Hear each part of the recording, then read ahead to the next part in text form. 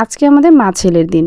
এত সুন্দর একটা ঠান্ডা ওয়েদারে মা ছেলে মিলে চলে গিয়েছিলাম জয়নুল আবেদীন পার্কে। অ্যান্ড জয়নুল আবেদীন পার্কে গিয়ে কি করলাম, কি খেলাম তাই বলবো আজকের এই ছোট্ট ব্লগে। হ্যালো এভরিওয়ান, আসসালামু আলাইকুম সবাইকে ওয়েলকাম জানাচ্ছি আমার নতুন একটি ব্লগ দেখার জন্য।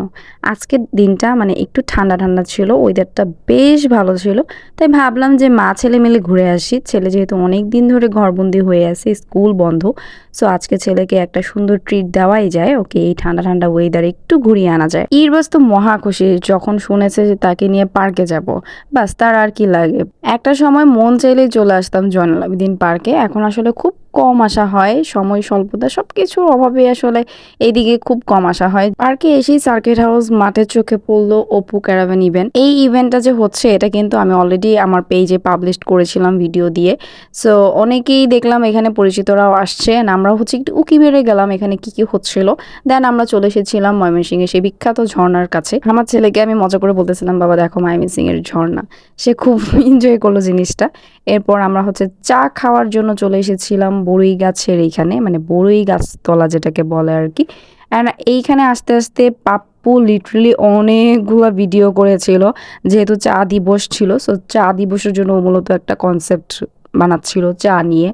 তো এই তো আমরা হচ্ছে ভিডিও ক্লিপ নিতে নিতে ফাইনালি একটা স্টলে বসেছিলাম চা খাওয়ার জন্য। অ্যান্ড আমরা আসলে ওই দিন ইরবাজকে নিয়ে আমি যেহেতু ঘুরতে গেছিলাম, পাপ্পু যেহেতু পার্কে ছিল, আনফর্চুনেটলি আমাদের দেখা হয়ে যায়, এই হচ্ছে বিষয়। তো চার স্টলে বসেছি, চা খাবো না এটা তো হতেই পারে না, আর আমার যেহেতু দুধ চা অনেক পছন্দের। সো এই তো এক কাপ চা খেয়ে নিলাম। অ্যান্ড আমার ছেলে ভিডিও ক্যাপচার করতেছিল, এই যে ভিডিওটা দেখতেছেন এইটা আমার ছেলেই করছিল। অ্যান্ড ও হচ্ছে ইদানিং আমাকে অনেক মানে হেল্প করে, বারবার বলে যে মা তোমার ভিডিও করার যদি প্রবলেম হয় দাও আমাকে ফোন দাও, আমি ভিডিও করে দিই, ছবি তুলে দেয়। জাস্ট এই জিনিসগুলো আমার জন্য অনেক কিছু মানে আমার এত ভালো লাগে। ছেলে বড় হয়ে যাচ্ছে, মাশাল্লাহ মাশাল্লাহ। তো হঠাৎ চোখে পড়ে আমাদের পাশেই দুইটা ছেলে গিটার বাজাচ্ছিল, অ্যান্ড একটা ভাইয়া হচ্ছে গান করতেছিল, অ্যান্ড আমি একটু জাস্ট ভিডিও ক্যাপচার করে নিলাম। চা খাওয়া শেষ করে আড্ডা দিয়ে আমি ছেলেকে নিয়ে বের হয়ে পড়েছি। এখন তাকে তো কিছু একটা খাওয়াতে হবে, ট্রিট তো দিতেই হবে। সো তার হচ্ছে রিসেন্ট এই ওয়ার্প অ্যান্ড রোলের বার্গারটা খুব ভালো লেগেছিল, যেটা হচ্ছে 99 টাকায় 5টা বার্গার। সো বার্গার নিলাম। এরপর পাশে যেহেতু মোমো, মানে হ্যালো মোমো থেকে মোমো ট্রাই করবো না এটা তো হতেই পারে না।